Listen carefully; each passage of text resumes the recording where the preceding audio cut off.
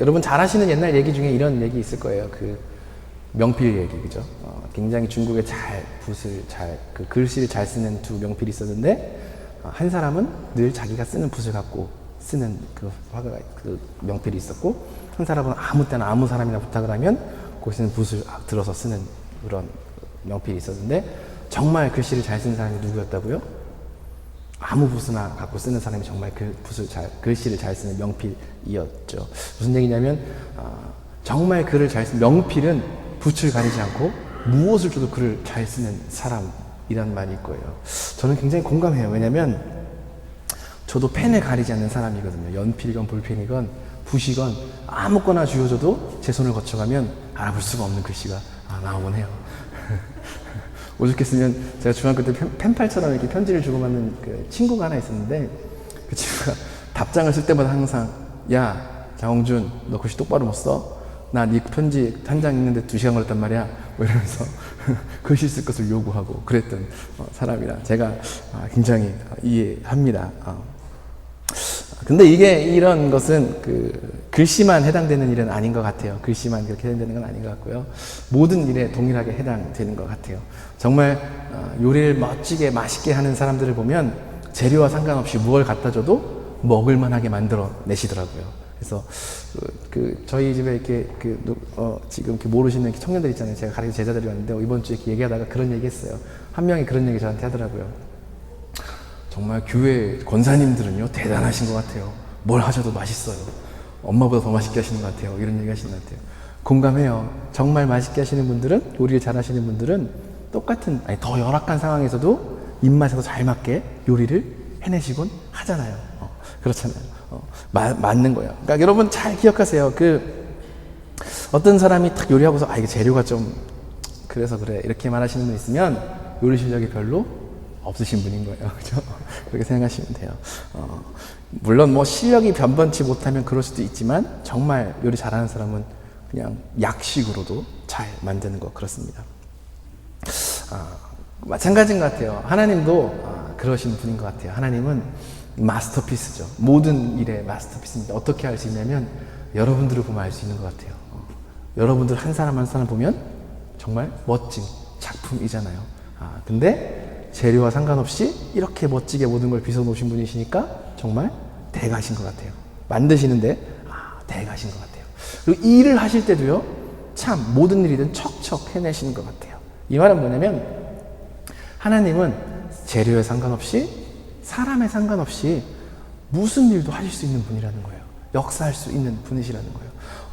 근데 이걸 제가 신앙생활을 좀 오래 했어요. 그죠? 제 나이보다 10개월 더 오래 했다고 했잖아요. 오래 했는데 보면 정말 맞는 얘기예요. 이거 어떻게 일이 되지? 라고 하는 것들이 정말 말도 안 되는, 제가 볼 때 말도 안 되는 사람들이 섰음에도 불구하고 일을 척척척 해내시는 하나님을 본 적이 한두 번이 아닌 것 같아요.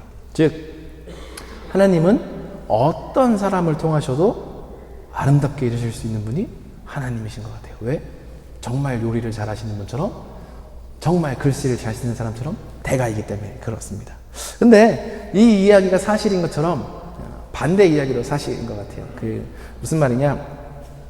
정말 솜씨 있는 사람, 능력 있는 사람 일을 시작할 때 뭘 제일 먼저 하냐면 요리할 때 뭘부터 제일 먼저 골라요? 재료부터 고르잖아요.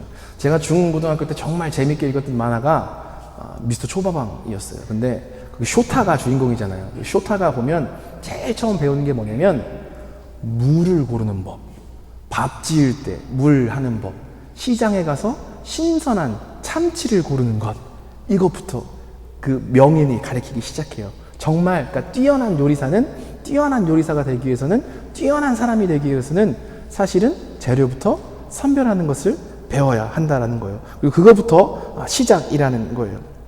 맞아요. 정말 솜씨 있는 사람들을 보면 시장 가서 뭐 하나 살 때도 다르신 것 같아요. 저 같은 사람은 고기를 살 때 그냥 딱 보고 살이 많으면 맛있을 것 같다고 탁 사오는데 내공 깊으신 이제 권사님들이나 가시면 탁 보고 아니야 그건 질겨 딱 아시잖아요.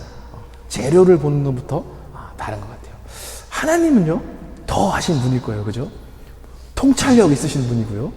모든 걸 아시는 분이시니까 딱 보면 정말 좋은 재료인지 아닌지 구별할 수 있는 분이 하나님이실 거예요. 그래서 물론 하나님은 능력 있으신 분이기 때문에 마른 나뭇가지 갖고도 영광 받으실 수 있고 당나귀 뼈다귀 갖고도 수백 명도 물리칠 수 있는 그런 분이시지만 하나님께서 무언가 이루어 가실 때는 명인답게 대가답게 재료부터 잘 선택하신다는 거예요. 즉 하나님은 혼자 일하시는 분이 아니라 사람과 동역하시는 분이시고요. 그리고 사람과 동역하시는 분이시기 때문에 동역할 사람을 고르는 것부터 항상 일을 시작하시는 분이세요.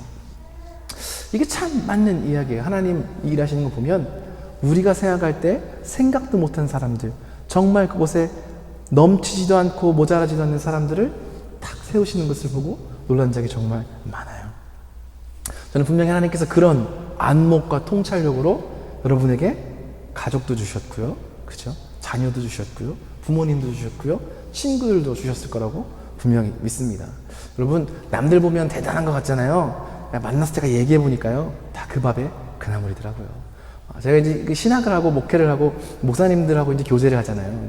제가 이제 그 전에는 목회자들 이렇게 보면 이렇게 막 되게 막 성스러워 보이고 부부 관계도 막 달라 보이고 그러는데 제가 직접 그 안에 들어가니까 그 집이나 그 아닌 집이나 똑같이 싸우더라고요. 그죠? 똑같은 거 가지고 뭐 별거 아닌 거 가지고 수저를 먼저 넣네, 밥을 먼저 푸네, 뭐 이런 거 갖고 괜히 다투고, 그죠? 국물이 있어야 하네, 없어야 되네, 뭐 이런 것들 가지고 다 똑같더라고요. 그러니까 여러분 무슨 상황이든지 이렇게 생각하면 맞아요. 하나님이 나에게 딱 맞게 선택해 주셨구나. 그렇게 믿고 살아가면 딱 맞는 것 같아요. 이렇게 거창하게 왜 처음부터 이런 얘기를 막 조절절 하느냐? 오늘 말씀이 딱 그 얘기인 것 같아요. 사도행전 10장 말씀이 그 말씀이에요. 하나님이 예수 그리스도가 이제 하늘로 승천하시고 일을 맡기셨어요. 그리고 그 일을 해나가기 시작하셨어요. 정말 위대한 일들을 사람을 통해서 하고 계셨어요. 무슨 일을 하셨어요? 복음이 퍼져나가는 일을 하셨어요. 그래서 예루살렘에 모여서 성령을 받았고 그 사람들이 예루살렘부터 시작해서 유대와 또 빌립을 통해서 사마리아 이렇게 복음을 전하기 시작했어요. 근데 예수님이 말씀하신 걸 따르면 아직 가지 못한 곳이 있어. 어디예요? 땅끝을 가지 못했어요. 땅끝을 향해 가야 되는데 예루살렘과 유대와 사마리아까지는 가는데 그 이상을 넘어가지를 못했어요. 그런데 땅끝까지 가기 위해서는 깨야 할 벽이 한 가지가 있었던 거예요. 그게 뭐냐면 유다이즘, 그러니까 유대 사람들의 어떤 민족주의라는 것, 그거를 사실은 깨야 하는 거예요. 이거는 굉장히 견고한 어떤 영적인 진이었어요.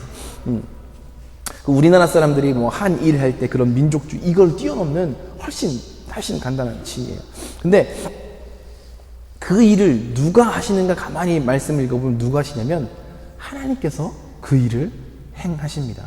오늘 말씀에서 우리가 다 읽지는 않았지만 보신 것처럼 하나님이 어떤 사람의 환상 가운데 탁 등장을 하시는 거예요. 그래서 너 누군가 어떤 사람이 있는데 그 사람을 만나봐라 라고 말씀하세요. 그리고 베드로에게도 나타나셔서 너 준비하고 갈 준비해 이렇게 말씀하시는 거예요. 즉 우연히 이런 일들이 일어나게 되는 것이 아니라 하나님께서 계획하신 가운데 준비시키시고 사람을 세우시고 계신 거란 이런 이야기예요. 즉 복음이 유대인이라는 그 어떤 한계를 뛰어넘어서 이방인에게 그리고 땅끝까지 나아가는 것을 계획하고 주관하신 분은 그 모든 것의 그 마스터피스는 누구였냐면 우리 주님이셨다는 거예요. 하나님이셨다는 거예요. 아주 솜씨 주셨던 좋으신 주님이에요. 그런데 동시에 우리가 또 생각해야 되는 게 뭐냐면 그렇기 때문에 하나님은 혼자 일하신 게 아니라 누구와 함께? 사람과 함께 일하셨다라는 사실이에요. 하나님께서 물론 그걸 홀로 하셨을 수도 있었지만 그 일을 하기 위해서 제일 먼저 사람을 고르셨어요. 사람을 고르신 거예요. 한 사람은 누구예요? 여러분 잘 아시는 오늘 읽은 고넬료라는 사람이에요. 고넬료라는 백부장을 뽑았고요. 그 일을 위해 또 쓰임받은 한 사람이 누구예요? 베드로였어요. 여러분 잘 아시는 베드로였어요. 이 두 사람은요, 하나님께서 그냥 이 일을 해야겠는데 하고서 찾다가 거기서 얘네 둘이 있네 하고서 뽑으신 게 아니라 그냥 하나님께서 선별해서 잘 고르신 사람이 이 사람들이었다는 거예요. 정말 솜씨 좋은 요리사처럼 정말 전문가신 하나님께서 가장 그 일에 적합하고 쓸만한 사람이기 때문에 선택하신 거예요. 그렇기 때문에 우리가 이 고넬료와 베드로에 대해서 잘 살펴보는 것은 굉장히 중요한 거예요. 우리한테 메시지가 있고요. 의미가 있을 거예요. 왜? 이런 사람들을 하나님께서 사용하시는구나. 우리가 이 사람들을 통해서 깨달을 수 있기 때문에 그렇습니다. 반대로 얘기하면 우리가 이 고넬료와 베드로가 가지고 있는 모습을 가지고 살아간다면 그러면 나도 어떤 사람이 된다는 거예요? 하나님이 쓰시는 사람이 된다. 될 수 있다라는 의미이기 때문에 그렇습니다. 그렇기 때문에 아주 중요한 거예요. 그래서 앞으로 고넬료와 베드로에 대해서 여러분과 나눌 거예요. 오늘은 고넬료에 대해서, 그리고 앞으로 다음 주 이렇게 넘어가서는 베드로에 대해서 내용을 나누고 싶습니다. 근데 이제 구별하실 거는 이 고넬료와 베드로는 조금 상황이 다른 사람이라는 거예요. 이 고넬료는 여러분 우리로 치면 크리스찬이에요? 아니에요. 크리스찬이? 아니니까 예수님을 아는 사람이 아니에요. 예수님 영접한 사람이 아니에요. 그러니까 고넬료를 통해서 우리가 발견할 수 있는 건 뭐냐면 어떤 신앙적인 모습이 아니라 인간의 인격적인 모습, 인성, 성품, 어떤 성품과 어떤 인격이 중요한지를 우리가 깨달을 수 있어요. 그러니까 그 신앙인 이전에 어떤 특성이 있을 때 하나님이 사용하시는 사람이 될 수 있는가, 이거를 발견할 수 있을 거예요. 저는 근데 이 사실이 굉장히 중요하고요. 굉장히 우리에게 복된 소식이라고 생각해요. 왜냐하면 하나님이요, 고넬료의 어떤 성격 때문에 그분을 택했고 사용하셨다고 한다면, 그렇다면 이거는 참 슬픈 일이고 교훈을 얻기가 어려운 일일 것 같아요. 왜냐하면 여러분 아시다시피 성격은 참 고치기 어렵습니다. 아주 어렵습니다. 성격은 안 바뀝니다. 성격 급한 사람은요, 예수 믿기 전이나 예수 믿는 후나 똑같이 급합니다. 저 참지 못합니다. 그냥 푹 해버려야 합니다. 느려 터져서 아주 답답한 사람들은요, 예수 믿기 전이나 예수 믿고 변화돼도 여전히 느려서 답답하잖아요. 그거 가져요. 근데 그래서 이렇게 성격은 고치기가 힘들어요. 그러니까 여러분 혹시 성격 때문에 여러분 뭐 조금 문제 생기고 그런 거는 여러분이 뭘 그렇게 책임지실 일이 아니니까 걱정은 안 하셔도 돼요. 근데 인격이라는 거, 우리가 인품이나 성품이라고 표현하는 것들은 조금 다른 이야기인 것 같아요. 이 인격은 우리가 어떤 삶을 살아가느냐, 어떤 인생을 경주해 가느냐에 따라서 변하는 것 같아요. 내가 진실된 삶을 살아가느냐, 성실한 삶을 살아가느냐, 그런 거에 따라 인격은요 변합니다. 그리고 놀랍게도요, 하나님은 인격에 대해서는요 책임을 물으세요. 책임을 물으시는 분이에요.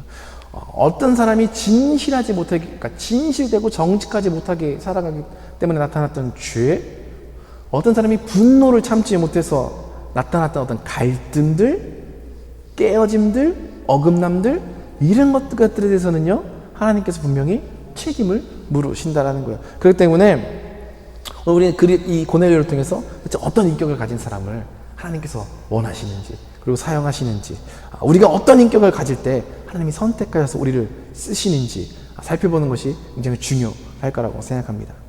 동의가 되시나요? 네. 추우신가요? 오늘 별로 안 추운 것 같은데. 네. 우리 2절 말씀 같이 읽어볼까요? 어떤 인격을 가진 사람이 우리 하나님의 말씀입니다. 네, 우리 감사합니다.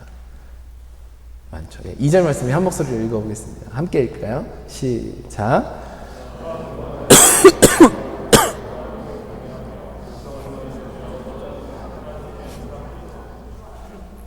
네. 이제 고넬료를 딱 소개하는데 1절에는 뭘 얘기하냐면 그 어떤 우리가 보는 표면적인 것들, 세상에서 보는 조건적인 것들을 얘기해요. 어떤 사람이에요? 백부장이었다. 뭐 직책이라든지 뭐 이런 것들을 얘기합니다. 보통 사람들이 중요하게 생각하는 사람이죠. 그런 것들이죠. 어떤 위치에 있는 사람인지 뭐 이런 것들. 근데 하나님의 관심은요 2절에 있는 거예요. 그 사람이 어떤 인격을 가진 사람이었는지, 어떤 성품의 사람이었는지, 그 안에 내면이 무엇으로 채워진 사람이었는지, 이것에 관심이 있는 거예요. 2절 뒤로 이제 쭉쭉 가면서 그게 나오는데, 오늘 2절 보면 고넬료는 어떤 사람이었다는 거예요?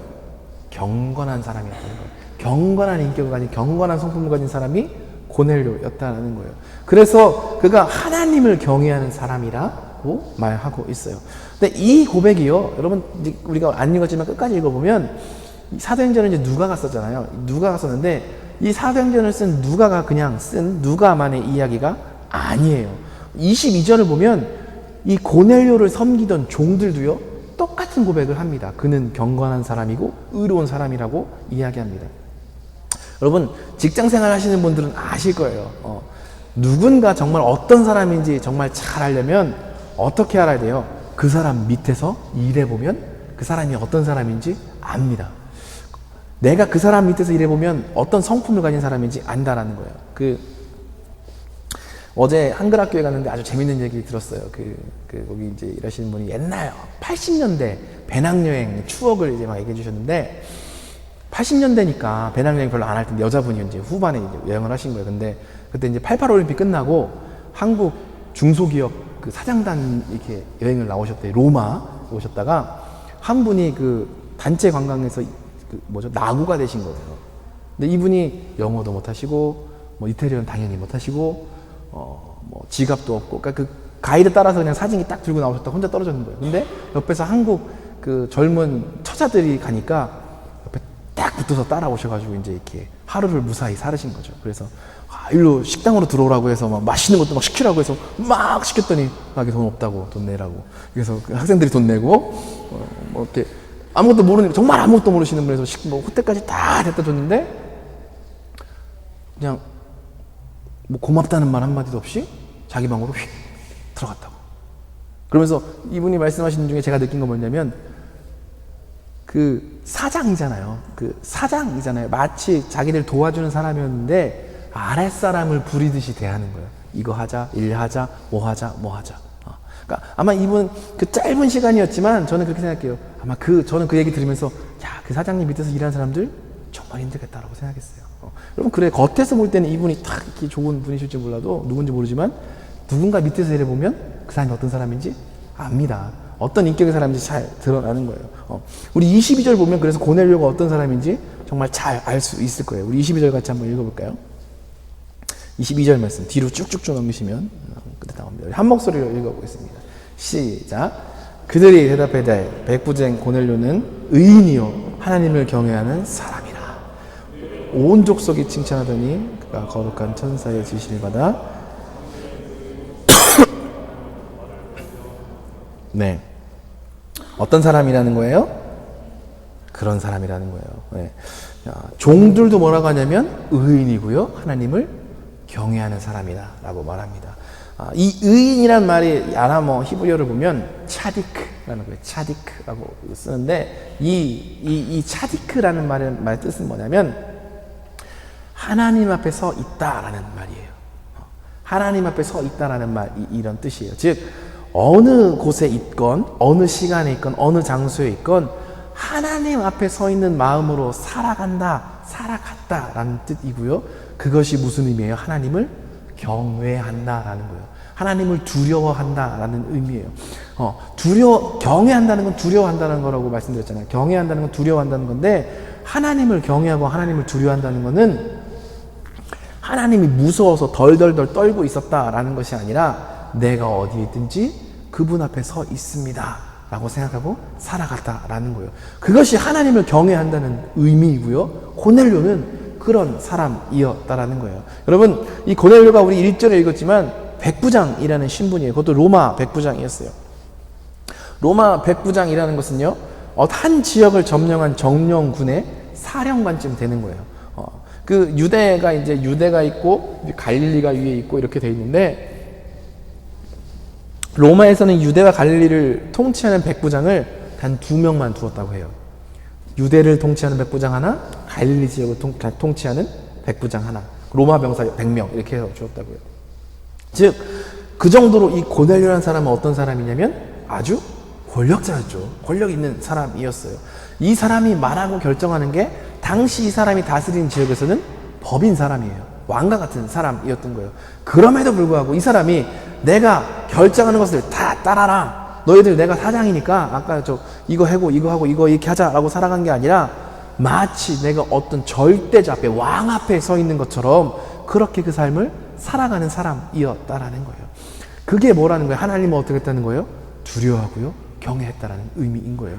이것은 여러분 굉장히 중요합니다. 왜? 하나님이 누군가를 선택하실 때 보는 인격적인 모습이 바로 이것이기 때문에 그렇습니다. 출애굽기를 보면 18장에 보면 어떤 내용이 나오냐면, 이제 이스라엘이 이집트에서 나와서 막 이제 광야 생활을 하는데 모세가 이제 막 하나님과 그 백성 사이 중간에 딱 섰잖아요. 그래서 무슨 일이 생기면 사람들이 다 모세에게 찾아오면 모세가 하나님한테 가서 얘기해서 응답을 들어서 다시 알려주고 해결하고 막 열에서 백까지 다 해결해주는 그런 거 했어요.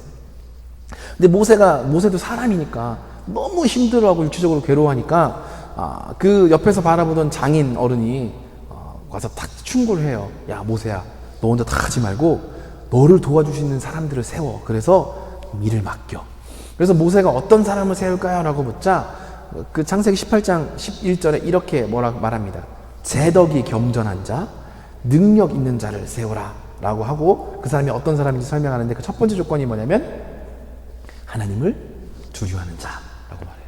하나님을 두려워하는 자라는 거예요. 즉 누군가를 하나님이 세우시고 사용하실 때 제일 먼저 봤던 조건이 뭐냐면 하나님을 두려워하는 것, 그거였다는 거예요. 내가 어디 있든지 간에 나는 누구 앞에 하나님 앞에 서 있다라고 그렇게 생각하고 살아가는 것, 그런 사람들을 하나님이 선택하고 사용하신다라는 거예요. 그러면 이제 궁금증이 하나 생기죠. 하나님을 두려워하고 우리가 하나님 앞에 서 있다라는 것은 내가 잘 생각해 보면 그건 우리가 예수님을 영접했을 때 생기는 거 아니에요? 하나님을 모르는데 예수님은 모르는데 어떻게 그렇게 생깁니까? 라는 질문이 생기실 수 있을 거예요. 근데 여러분,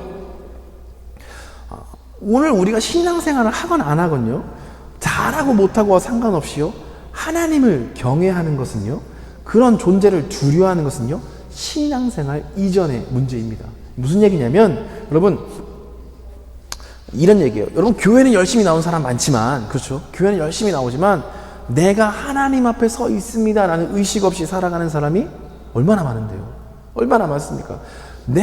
여러분, 그렇잖아요. 내가 하나님 앞에 서 있다고 생각을 하면, 어떻게 그런 일들을 하고 어떻게 그런 말들을 합니까? 내가 하나님 앞에 서 있다고 생각하면 어떻게 그렇게 쉽게 감정적으로 대처합니까? 오늘 우리들이 신앙생활 한다고 하면서 그래서 하나님 앞에 순전하게 서 있다고 말을 하지만 하나님과 상관없이 살아가잖아요. 거짓을 말하잖아요. 없는 것처럼 행동하잖아요. 그런데 반대로 세상에 살아가지만 하나님에 대해서 뚜렷이 내가 알지는 못하지만 그 마음 가운데 어떤 절대죄에 대한 두려움, 정의에 대한 두려움을 가지고 살아가는 사람들이 있습니다. 분명히 그런 사람들이 있어요. 가끔씩 보면, 그래서 신앙생활 안 하시는 분들, 그래서 신앙생활 안 하다가 뭐 다른 종교를 믿든지 안 믿든지 그러다가 예수님을 영접한 분 중에 아주 무슨 우리나라 물 먹는 하마, 냄새 먹는 하마 이것처럼 막 그냥 쭉쭉쭉쭉 빨아들이면서 신앙이 막 성장하시는 분들 보는 경우 있어요. 근데 그런 분들의 특징 가운데 하나가 뭐냐면 그런 두려움이 있는 인생이라는 거예요. 절대죄에 대한 어떤 경외감, 그리고 어떤 내가 알지 못하는 그런 신에 대한 두려움을 가지고 있었던 그런 사람들이에요. 그러다가 이분들이 정말 그런 절대자를, 그분이 찾던 그 존재를 딱 만나니까 막 잘하는 거예요. 그냥 신앙이 잘하게 되는 거예요. 이런 거 얘기하는 거예요. 고넬료가 어떤 사람이었냐? 그는 아직 하나님은 알지 못했어요. 못했지만 그럼에도 불구하고 내가 누군가 어떤 신 앞에서, 절대자 앞에서 살아가고 있다는 의식을 가지고 살았던 그런 인생이었다는 거예요. 그래서 그는 큰 권력을 가지고 있었고 큰 능력을 가지고 있는 사람에도 불구하고 그 권력을 남용하고 함부로 쓴 것이 아니라 어떤 사람으로? 의인으로서 내가 언제나 하나님 앞에 서 있습니다 라고 생각하는 사람으로서 살아갔다라는 거예요. 여러분, 그런 인생을 누가? 하나님이 사용하십니다. 기억하시길 바랍니다. 두 번째, 고넬료에서 발생한 특징. 첫 번째는 뭐예요? 경건한 사람이었어요. 하나님을 두려워하는 인생이었어요. 두 번째는 뭐냐? 2절 말씀 뒤에 마지막 뒤편에 보면 뭐라고요? 후변에 보면 그가 항상 하나님께 기도하더니 해서 기도하는 사람이라고 해요. 그리고 3절 말씀에 뭐라고 하냐면 이렇게 얘기해요. 3절 말씀 같이 한번 읽어볼까요? 3절 말씀 읽어보겠습니다. 함께 읽겠습니다. 시작. 하루는 제9시쯤 되어 환상 중에 밝히 봄에 하나님의 사자가 들어와 고넬료야 하니, 9시쯤에 했다는 거예요. 언제도 기도했다는 거예요? 9시에 기도했다는 거예요. 여러분, 고넬료는 아까 얘기했지만 유대인이 아니었어요. 로마 사람이었어요. 근데 이 사람이 기도를 열심히 했던 사람이었는데, 근데 이 사람들이 어떤 규칙을 따라서 한다면 9시에 기도하는 거는 유대인의 전통이거든요. 자기가 점령한 땅에 그 나라 사람들의 전통을 따라서 기도했다는 거예요. 그 기도 시간을 따라서, 그 규례를 따라서 기도한 거예요. 유대인도 아닌데 그렇게 했다는 거예요. 이건 무슨 얘기냐? 그 고넬료의 내면 앞에 무언가 좀 더 나은 것, 좀 더 정말 나은 가치와 그것들을 향한 열정이 있었던 사람이었다는 거예요. 영적인 갈망이, 더 나은 삶에 대한 갈망이 그 사람 가운데 있었다는 거예요. 여러분 아실 거예요. 어떤 어떤 그룹이나 어떤 뭐 회사나 수장이 되면 어떤 사람 바쁩니다. 굉장히 바쁩니다. 아마 백부장도 바빴을 거예요. 뭐 지도자니까 결정도 많이 내려야 되고 도장도 많이 찍어줘야 됐을 거고요. 많은 사람도 찾아왔을 거고, 당시 로마에게 어쩜 진출해보고 싶은 사람들 와서 로비도 많이 했을 거고요. 뭐 정말 약속도 많았을 거예요. 놀 일도 엄청 많았을 거예요. 뭐 파티다 뭐 해서 막 초대하고 막 그랬을 거예요. 여러분 다 놀아보셔서 아시잖아요. 그죠? 노르시면 어때요? 엄청 바쁘잖아요. 놀기 힘드시잖아요. 놀다 보면 지쳐서 쓰러지잖아요. 마치 다 안 노신 것처럼 쳐다보시는데 또 잘 알아요. 네. 이 고넬료가 얼마나 바빴겠어요. 그죠? 노느라고. 그리고 일하느라고. 정말 일석이조로. 무슨 얘기냐? 고넬료는요, 시간이 널널해서 정말 할 일 없어서 기도한 게 아니라는 거예요. 여러분 할 일 없으면 기도해요? 안 해요. 할 일 없으면 기도 안 합니다. 정말 바쁜 가중에 기도했던 거예요. 바쁜데도 정기적으로 내 시간을 내서 기도하는 사람이 고넬료였다는 거예요. 즉 그 마음속에는 뭐가 있었냐? 갈망이 있었던 거예요. 소망이 있었던 거예요. 갈급함이 있었던 거예요. 진리를 향한 갈급함, 그런 열망과 소망이 있었던 거예요. 여러분 그때 그런 사람, 어떤 갈망이 있는 사람, 갈급함이 있는 사람, 그런 사람을 하나님이 사용하시는 겁니다. 여러분 누군가의 삶 가운데 어떤 구함이 없고 갈망이 없고 찾는 게 없는 사람을요, 하나님은 쓰시지 않습니다. 그런 사람은 하나님께 쓰임받을 수가 없는 인생입니다. 톡은요, 맨날 찾고 맨날 구하고 맨날 생각하는 것이 무엇을 먹을까, 무엇을 입을까, 무엇을 마실까 하면 그것도 안 되는 거예요. 무엇을 하고 놀을까, 이런 것만 구하는 것도 소용없습니다. 오전 내내 생각하는 게 오늘 점심은 뭐 맛있는 게 있을까? 그게 허락되는 건 딱 한 명 있어요. 제가 생각할 때 임산부. 임산부에 그거 허락되는 게 아니에요. 그렇게 살아가는 사람을요, 하나님 쓰시지 않아요. 주 중에 내내 일하면서 이제 이틀만 자면 불금인데 이번 불금에 뭐 하지? 라고 고민하고 묵상하고 사는 사람들 안 쓰신다는 거예요. 삶 가운데 무엇을 향한 갈망? 더 나은 삶을 향한, 진리를 향한, 정말 좋은 가치를 향한 열망과 그런 갈망이 있는 사람, 그런 욕구가 있는 사람을 하나님이 귀히 여기고 사용하시는 거예요. 저는 여러분이 진리에 대한 저런 그런 끝없는 갈망, 욕구, 더 나은 삶, 더 가치 있는 삶, 더 아름다운 삶, 그런 것을 향한 욕구가 정말 가득 차기를 소원합니다. 그때 왜 하나님이 고넬료처럼 사용하시기 때문에 그렇습니다. 한 가지만 더 살펴볼까요? 우리 2절 말씀 한 번 더 읽어볼까요? 한마디 우리 한 목소리로 읽어보겠습니다. 2절 말씀 함께 읽을까요? 시작.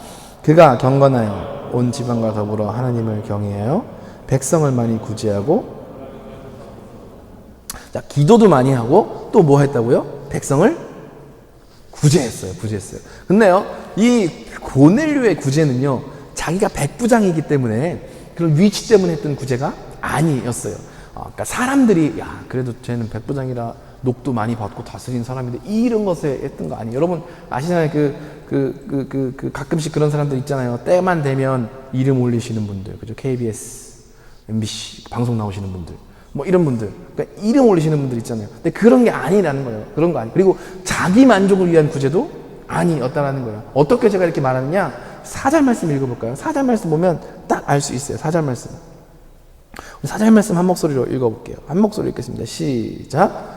고넬료가 주목하여 보고 두려워 이르되 주여 무슨 일이 나이까? 천사가 이르되 내 기도와 구제가 하나님 앞에 상달되어 기억하신 바가 되었으니. 내 구제와 기도와 구제가 누구 앞에? 하나님 앞에 상달되었다. 그래서 하나님이 기억하신다는 거예요. 여러분, 자기 의와 어떤 만족감, 의무감, 이런 걸로 구제하는 사람들은요, 사람들을 속일 수는 있어요. 분명히 속일 수는 있어요. 근데 하나님을 속일 수는 없죠. 없습니다. 근데 이 4절에서 뭐라고 해요? 하나님께서 이 고넬료를 딱 이 천사를 보내서 인정해 주시는 거예요? 기도와 구제예요. 구제였어요. 즉, 이 고넬료가 했던 구제는 남의 눈에 보이기 위해서 자기의 의를 위해서 했던 게 아니라 정말 참된, 하나님 보실 때 참된 구제였다는 거예요. 여러분, 어떤 게 참된 구제예요? 어떤 게 참된 도움이에요? 내 만족을 위해 다른 사람의 어떤 시선을 위해 하는 것이 아니라 정말 어떤 사람의 아픔을 내 아픔처럼 느끼고 그 사람의 형편이 공감이 돼서 하는 그런 것들이 정말 도와주는 것이잖아요. 그러니까 이 고넬료는 뭐예요? 자기가 다스리고 있는 그 지역에 사는 사람들을 보고 그 사람들의 형편이 마음에 너무 아프고 공감이 되어서 구제했다라는 거예요. 그것들을 보며 마음 아파했다는 거예요. 눈물을 흘렸다는 거예요. 그런 가슴이 따뜻하고 아주 깊은 사람이었다는 거예요. 그런데 도대체 어떤 사람이 그렇게 가슴이 따뜻하겠어요? 어떤 사람이 그렇게 가슴 아파하며 눈물 흘리고 나누겠어요? 겸손한 사람이 가능한 거예요. 겸손한 사람만 그거를 할 수가 있는 거예요. 즉 고넬료는 어떤 사람이었냐? 겸손한 사람이었던 거예요. 자기가 정복한 사람들, 내가 위에서 내려보는 사람들의 아픔을 느낄 만큼 겸손한 사람이 고넬료였다는 거예요. 22절 말씀 다시 한번 읽어볼게요. 여기 보면 정말 명확하게 나와 있어요. 22절 말씀을 다시 한 목소리 읽어보겠습니다. 함께 읽겠습니다. 시작. 그들이 대답하되 의인이요 하나님을 경외하는 사람이다. 유대 온 족속이 칭찬하더니 그가 거룩한 천사의 지시를 받아 당신을 그 집으로 청하여 말을 들으려 한대. 누가? 유대 온 족속이 이 고넬료를 칭찬했다라는 거예요. 여러분 보세요. 우리나라의 아픈 과거 중에 하나가 뭐예요? 일제한테 감정받은 거죠. 일제가 우리나라 36년간 이렇게 다스렸잖아요. 근데 우리 민족이 우리나라 사람 중에 이렇게 칭찬했던 일본 사람이 여러분 아시는 분 있으시면 저한테 한 번만 얘기해 주세요. 없죠. 없어요. 없었어요.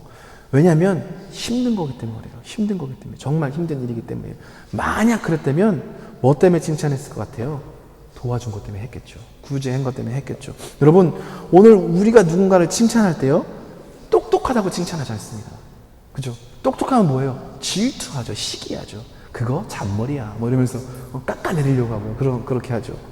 그냥 능력이나 뭐 이런 거 갖고 잘 우리가 칭찬하지 않습니다. 질투합니다. 대부분. 경쟁하려고 합니다. 아니면 부러워합니다. 좀 착한 사람들은 부럽다. 이러고 말죠. 그러고 말아요. 근데 누군가를 칭찬하는 건 무슨 얘기인지 아세요? 그 사람이 겸허하다는 거예요. 겸손하다는 거예요. 겸손한 인격이 그 사람 안에 있다라는 거예요. 그때 그 사람이 누군가를 칭찬합니다. 겸손한 사람만 칭찬할 수 있어요. 즉 고넬료는요 최고의 통치자였지만 동시에 겸손한 사람이었다는 거예요. 이 고넬료가 이 백성들의 칭찬받았다는 것은 이 사람이 다른 것도 다 갖고 있는 사람이었는지 모르겠지만 겸손한 사람이었기 때문에 칭찬한 거예요. 잘난 체 하지 않았다는 거예요. 즉 고넬료가 가지고 있는 인격 가운데 아주 중요한 특징이 겸손이었고요. 이 겸손을 누가? 하나님이 귀하게 여기시는 성품이라는 거예요. 결론 나누고 싶어요. 여러분 매일매일의 삶을 어떤 삶으로 살아가고 계십니까? 무엇을 위해 오늘 달려가고 계십니까? 여러분 지금 유학하시고 외국에서 생활하시는데 무엇을 경주하고 계십니까? 어떤 삶을, 어떤 가치와 어떤 진리를 향해 나아가고 계십니까? 물론 여러분 각자 다양한 삶의 목표가 있으실 겁니다. 그런데 그 다양한 삶의 목표 중에 반드시 있어야 할 것이 뭐냐? 여러분이 어떤 성격을 가졌든 간에 어떤 형편이든 간에 반드시 있어야 할 것, 하나님이 쓰시는 사람이 되고 싶다라는 목표가 있으셔야 합니다. 여러분 꼭 있으셔야 합니다. 여러분이 가정에서 하나님이 꼭 필요해서 사용하시는 사람 되셨으면 좋겠습니다. 여러분이 교회에서 하나님이 정말 꼭 필요해서 아름답게 그렇게 쓰시는 사람 되었으면 좋겠습니다. 여러분이 이 땅에서 이 도시에서 찾으실 때 가장 먼저 생각나는 그런 사람 되시길 소원합니다. 하나님이 나라와 민족을 위해서 이 세계를 위해서 그 일을 위해서 누군가가 필요할 때 가장 먼저 생각날 수 있는 그런 분이 되었으면 좋겠다는 거예요. 왜냐하면 우리가 하나님께 쓰임받는 것이 가장 가치 있는 인생이기 때문에 그렇습니다. 하나님의 쓰임받을 때 우리가 가장 가치 있는 인생이 되고요. 그때 아름다운 인생으로 살아갈 수 있습니다. 여러분 어떤 물건의 가치는 그것이 무엇으로 만들어졌느냐에 분명히 달려 있습니다. 그러나 그것이 똑같은 것으로 만들어져 있을 때 그것의 가치는요. 무엇을 위해 사용되어지느냐 혹은 그 안에 무엇을 담고 있느냐에 따라서 결정되어집니다. 즉 누구에 의해서 무엇을 위해 사용되느냐에 따라서 그 가치가 달라집니다. 우리 인생도 마찬가지입니다. 우리 사람도 마찬가지입니다. 오늘 우리가 똑같이 만들어진 똑같은 인생일지 모르겠어요. 똑같은 존재인지 모르겠어요. 그렇지만 우리 인생의 가치는 내가 누구인가, 내가 무엇으로 만들어졌는가, 내가 무엇을 가지고 있는가, 그것이 아니라 내가 누구에 의해서 무엇을 위하여 사용되어지느냐, 이것이 참된 인생의 가치이기 때문에 그렇습니다. 특별히 그렇게 그것을 위해 하나님의 축복 안에 위하는 건생은 거하는 인생은 어떤 인생이냐? 그 축복을 흘려보내는 인생이라고 저는 믿습니다. 하나님이 아브라함을 부르시고 그에게 축복을 하신 말씀이 있습니다. 12장에 뭐라고 하시냐면 내가 너를 뭘로 삼겠다? 복의 근원으로 삼겠다 라고 축복하십니다. 즉 하나님의 축복의 은혜와 사랑의 종착지가 되는 것이 아니라 흘려보내는 통로 같은 존재가 되는 것이 삶의 목적이 되어야 한다는 겁니다. 여러분, 무엇인가의 종착점이 되는 순간, 마지막이 되는 순간 그 인생은 불행한 인생이 됩니다. 썩어 들어가는 인생이 됩니다. 물이 흘러 들어오는데 흘러나가지 않으면 그 물은 썩습니다. 집에 지금 방문하는 제자들이 이스라엘에 갔다 왔는데 사해가 그런 물이잖아요. 물이 흘러 들어오는데 흘러나가지 않는. 그러니까 고여있는. 그래서 생물이 살아갈 수 없는. 염분만 높아지는. 물이 들어오면 그렇게 되는 거예요. 물은 들어오는데 흘러가지 않고 증발만 되니까. 그러니까 그렇게 되는 거예요. 죽은 바다가 되는 거예요. 오늘 우리의 인생의 참된 아름다움과 축복은 뭐냐? 하나님의 은혜와 축복의 도구, 통로로 사용되는 것입니다. 그래서 나한테 흘러들어온 것은 내가 늘 흘려보내는 인생. 그래서 늘 하나님의 신선한 그 복을 맛보는 그런 인생. 언제나 맑은 것을 내 가운데 가지는 인생입니다. 그때 언제나 기쁨과 행복의 삶을 살 수 있을 줄 믿습니다. 여러분, 그렇게 살아가시기 바랍니다. 그때 비로소 우리가 물질의 노예가 되지 않고요, 행복할 수 있는 인생이 됩니다. 물질의 축복이 뭐라고 생각하십니까? 하나님이 나에게 물질을 많이 주셔서 내가 그걸 막 끌어안고 사는 인생이 아니라, 그게 아니라 그걸 흘려보내는 인생이 물질의 축복을 가진 인생입니다. 통장에 막 0이 짱짱짱짱짱짱 붙어있고 앞에 숫자가 있는 그런 인생, 집에 막 보석 막 있고 명품 신발이 막 쫙쫙쫙쫙쫙 백이 막 있는 그런 인생, 그래서 막 신발장에 다 안 들어가가지고 막 밖에 내놓으면 훔쳐갈 것 같고 그래가지고 막 집에 가서 이렇게 막 숨겨놓은 인생, 그게 아니고요. 그래서 1년 내내 신발을 다 신어도 다 못 신고, 내가 저번에 새로 사온 신발 누구한테 보여주지? 이게 아니라, 여러분 그러면 아시잖아요. 그렇게 돈 많고 그렇게 신발 많으면 돈독 오릅니다. 그죠? 돈독 올라서 주고요. 발 갈아 신다 그 신발 이렇게 딱딱한만 신어서 맨날 뒤꿈치 까지십니다. 좋은 거 없어요. 정말 좋은 건 뭐예요? 하나님께서 허락하신 것 안에서 만족하고 그 안에서 아름답게 사용하고 흘려보내는 거. 그때 걱정이 없고요, 근심이 없고요, 행복해지는 거예요. 그때 행복해지는 거예요. 물질만 얘기한 거 아닌 거 아시잖아요. 재능도 그렇고요, 삶도 그렇고요, 시간도 그런 거예요. 그때 아름다운 인생이 생기게 됩니다. 저는 여러분 모두가 삶 가운데 그런 축복의 통로가 되길 소원합니다. 그것이 정말 아름다운 인생입니다. 여러분, 근데 그거 아세요? 우리가 그렇게 하나님께 축복받으면 가장 귀한 우리의 축복은 뭐냐면, 그런 인생이 될 때 매일매일의 삶 가운데 하나님을 경험한다는 거예요. 살아계신 하나님을 내가 경험할 수 있다는 게 가장 귀한 축복입니다. 그렇기 때문에 여러분, 하나님이 사용하시고 싶은, 하나님이 쓰시는 사람이 되십시오. 그래서 하나님의 쓰임받는 인생이 되십시오. 왜냐? 그것이 크리스찬으로서 우리 삶 가운데 가장 중요한 고백이기 때문에 그렇습니다. 그렇기 때문에 여러분은 하나님 앞에서 여러분의 삶을 점검해 보십시오. 여러분의 삶이 하나님이 선택하셨던 고넬료와 같은 그런 삶인지, 그런 인격들이 여러분에 있는지, 여러분이 정말 하나님 앞에서 겸허하게 하나님을 두려워하는 인생으로 살아가는지, 겸손의 사람인지, 진리를 향한 갈망이 있는 인생인지 점검해 보시는 그런 삶이 되게 소원합니다. 그래서 혹시 여러분 삶 가운데 문제가 있다면 지금 이 시간 하나님 앞에 겸손하게 물으셔서 그런 귀한 인생으로 살아가시기를 간절히 축원드립니다.